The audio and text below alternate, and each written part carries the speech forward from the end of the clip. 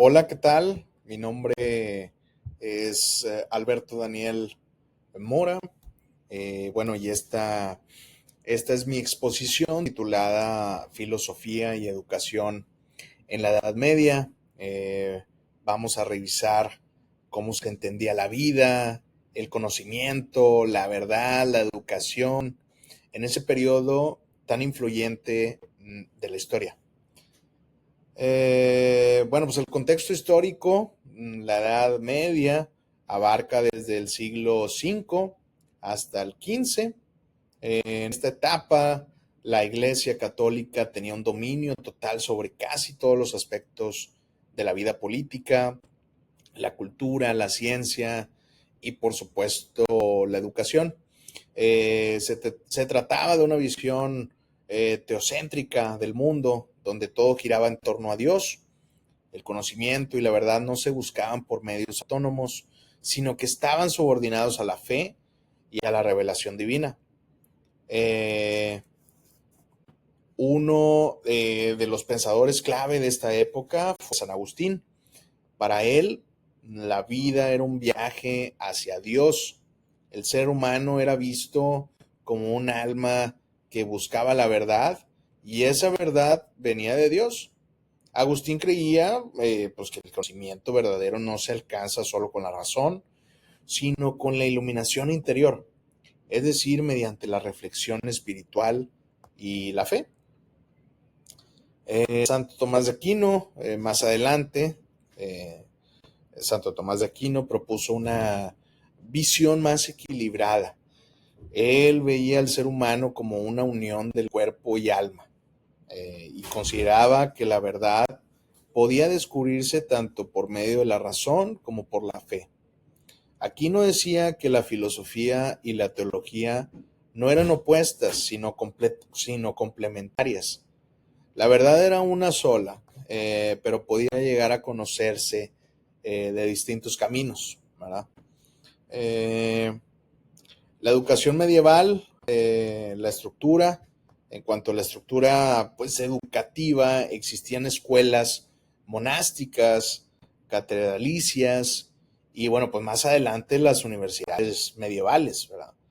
Los estudiantes se formaban en el trivium, que era gramática, retórica y lógica, y en el quadrivium, que incluía aritmética, geometría, astronomía y música. Pues era una formación muy formal, jerárquica y orientada al orden establecido. Los roles del maestro y del alumno, bueno, pues el maestro tenía pues como un rol central. Él era una figura de autoridad moral, espiritual, encargado de transmitir el conocimiento, y todos estos aprobados por la iglesia, ¿verdad? El alumno, por su parte, debía ser obediente, memorizar textos, participar en debates, pero que es por regulados, ¿verdad? Todo esto se hacía dentro del marco del método escolástico, que se basaba en tres etapas: la lectio, la disputatio y la determinatio. Las restricciones sociales, bueno, pues el acceso a la educación estaba muy restringido. En general solo podían estudiar los miembros del clero o la nobleza.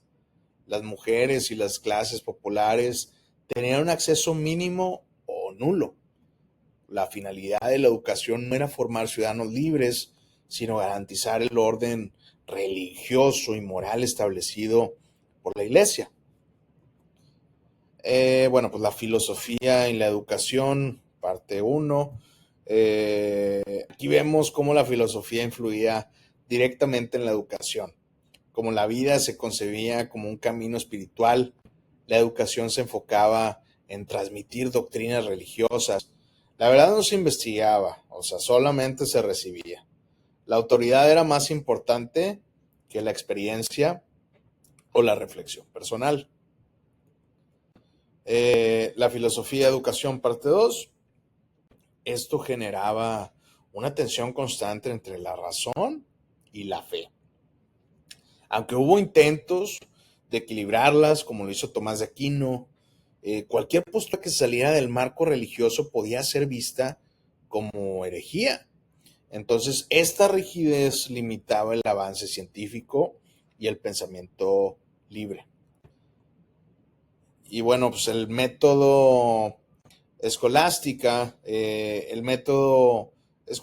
buscaba rigor y estructura. Usaban una lógica formal y una técnica dialéctica basada en tesis, antitesis y síntesis. El problema es que este método también llamaba la creatividad, ¿verdad? Se esperaba que el estudiante pues reprodujera fielmente lo que decían los textos autorizados sin cuestionarlos.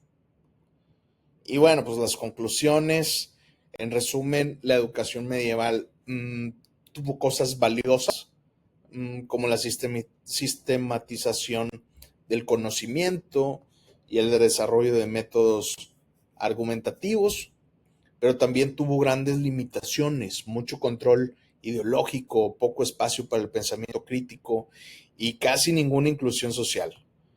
A pesar de eso, sentó algunas bases que después servirían para el avance intelectual en el Renacimiento y la Ilustración. Por mi parte es todo. Muchas gracias.